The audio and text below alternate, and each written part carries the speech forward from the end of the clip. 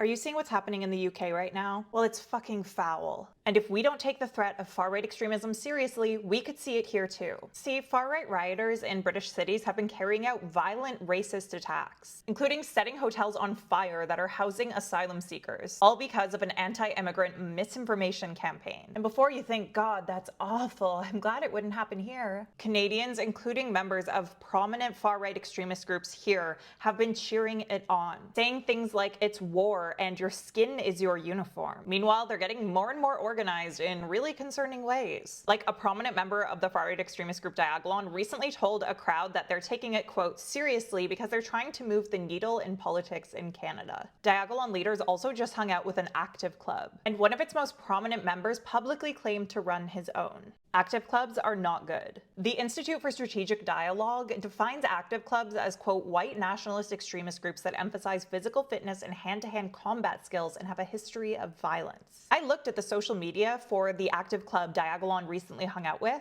and they appear to have ties to and gather publicly with members of other Canadian active clubs. And they're not subtle about the nature of what they're doing. Meanwhile, Diagolon leader Jeremy Mackenzie, in response to the violence in England, is saying the need for active clubs can't be more obvious. I spoke to investigative journalist Pete Smith, who told me it's fair to say that Diagolon's Alex Vrend is, quote, very engaged with the active club networks inside and outside of Canada. But he also had this to say, quote, there are a lot of differences between Canada and the UK that make me hopeful that we are not at the same point as they are seeing in England and other parts of the region. However, he said, quote, anti-immigrant narratives have always been and remain popular fodder for the far right in Canada. We should not be so arrogant as to think something like what is happening in the UK could not happen here. What do you think of all this?